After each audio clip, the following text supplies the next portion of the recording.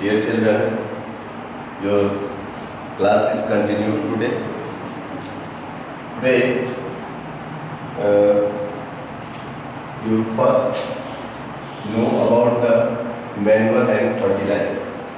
I think yesterday I described about manure and fertilizers. You know that manure, it is an organic substance.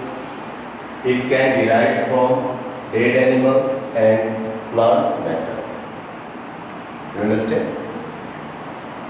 Second one is fertilizer. It is an inorganic substance. It can derive from chemical substances like nitrogen, potassium, sulfate, etc. You all know that manure and fertilizer is very essential for crop because it gives proper nutrition to the plant. Another way we say that plant require manure and fertilizer to better growing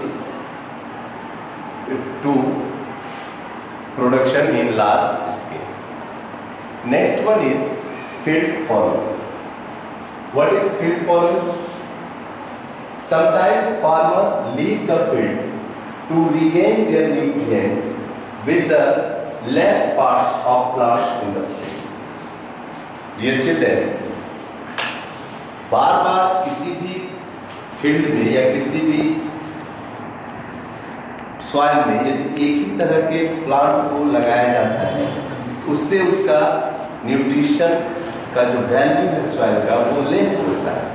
इस कारण से farmer क्या करते हैं, उस crop को कुछ समय के लिए उस फील्ड को छोड़ देते हैं, उसमें कोई क्रॉपिंग नहीं किया जाता है। इससे क्या होता है, सॉइल फिर से अपने न्यूट्रिएंट्स को रीगेन करता है।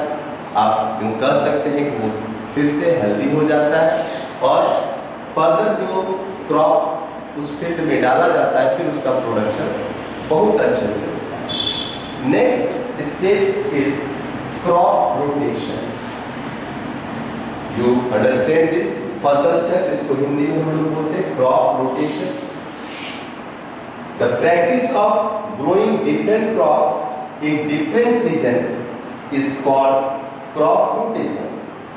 किसी फील्ड में एक सीजन के बाद दूसरे सीजन में जो क्रॉप लगाया जाता है, इस प्रक्रिया को क्रॉप रोटेशन बोला जाता है।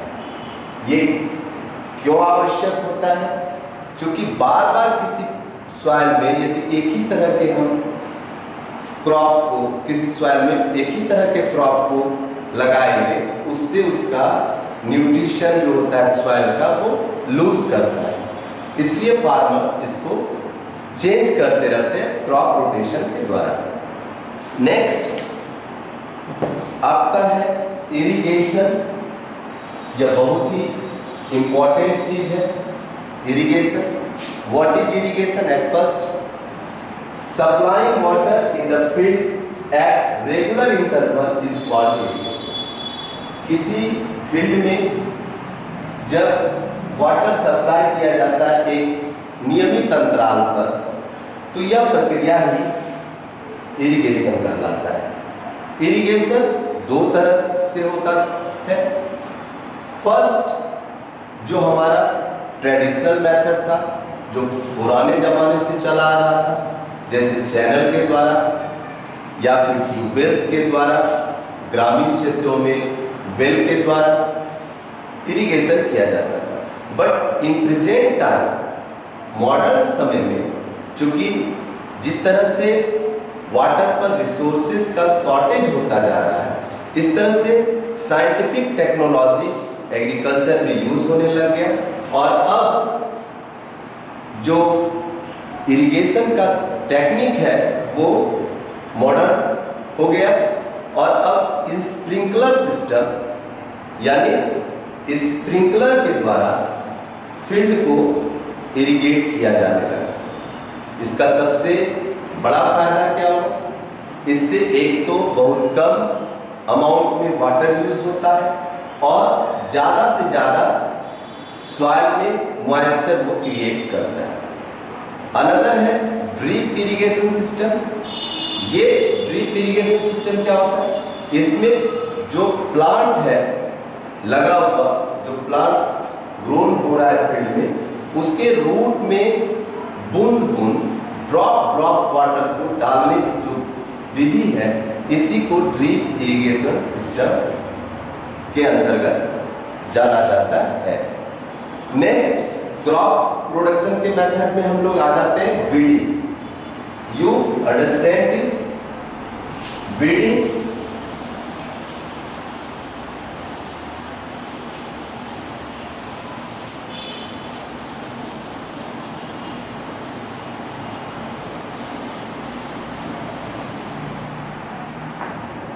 Beading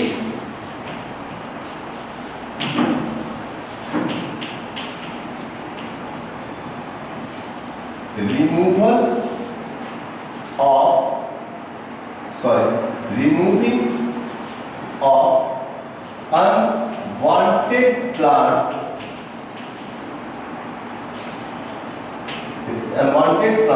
in the field is called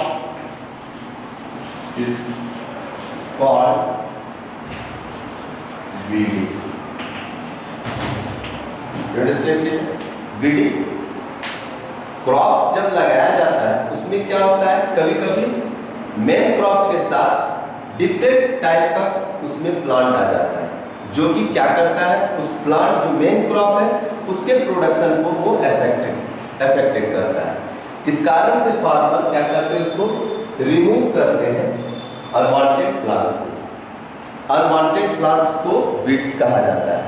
disadvantages क्या है इसका, क्यों वीडिंग नेसेसरी होता है?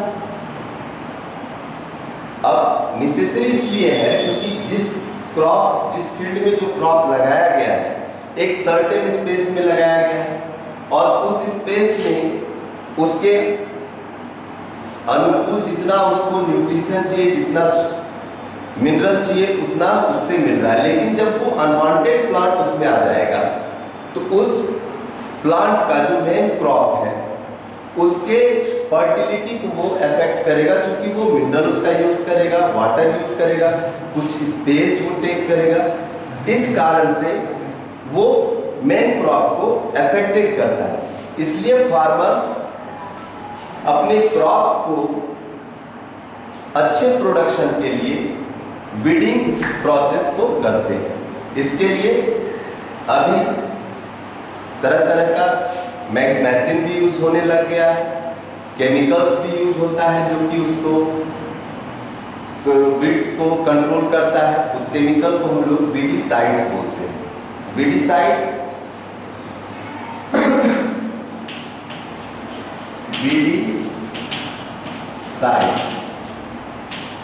The chemical which is used for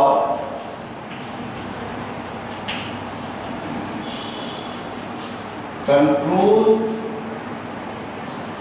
the weeds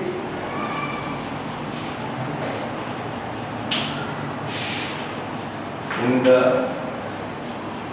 crop is called weedicides. Next step is protection of crop. Protection of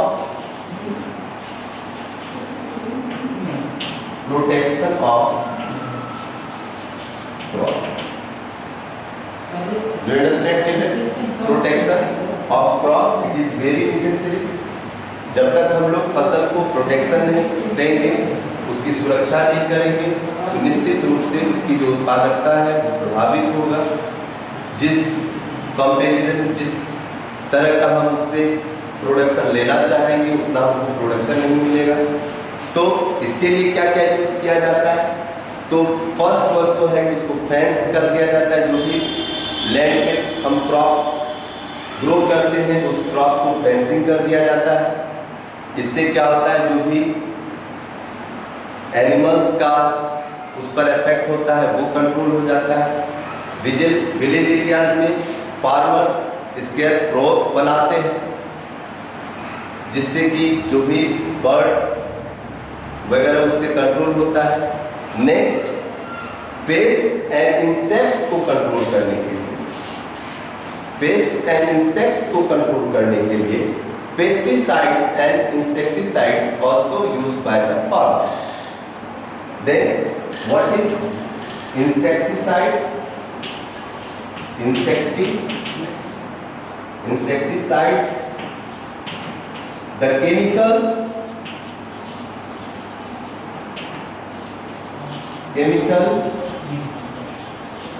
which is used for control the insects in the field is called insecticides. Another, pesticides.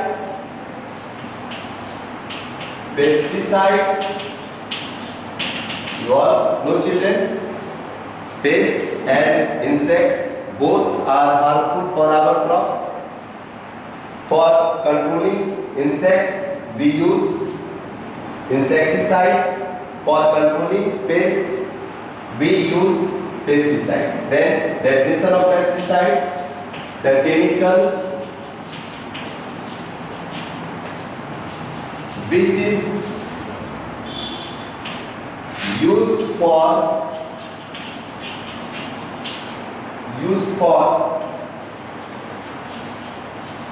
control pests is called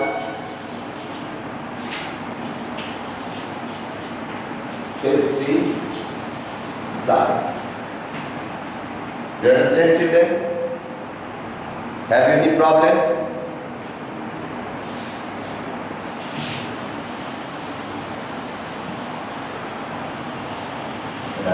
class में first time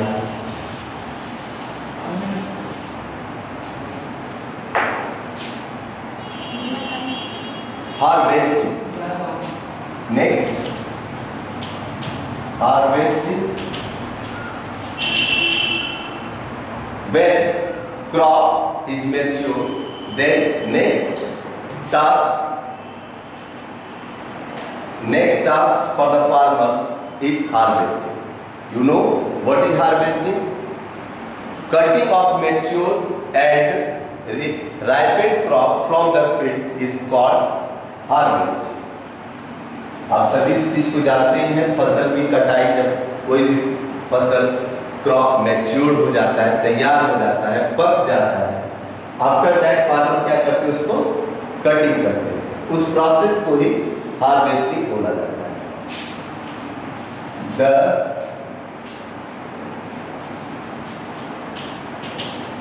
cutting of mature and ripened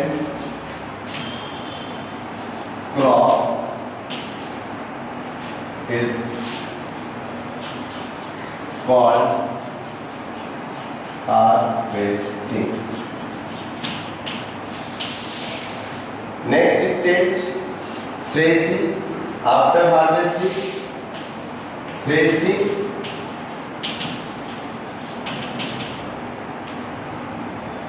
हम लोग गांव की भाषा में इसको दौनी भी बोलते हैं। फसल को जब मैच्योर क्रॉप को फार्मर कलेक्ट कर लेते हैं, उसके बाद उसका थ्रेसिंग का प्रोसेस होता है। तो मॉडर्न टेक्नोलॉजी अब यूज करने लगा हार्वेस्टर के द्वारा। उसमें कंबाइन मशीन लगा हुआ होता है जो कि उसको तैयार कर देता है। लेकिन उसमें एक चीज़ क्या होता है, कंबाइन मशीन बहुत यूजफुल इसलिए नहीं होता है क्योंकि उसमें फॉडर कम आता है। इट मीन्स क्योंकि हमारा जो इतना भी एनिमल्स है उसके खाने के लिए जो चारा होता है वो प्लांट्स प्रोडक्ट ही होता है। हस्क ऑफ द व्हीट, जो पैडी का हस्क है, इन सब चीज़ों को हम लोग यूज़ करते हैं उसके फॉडर के लिए।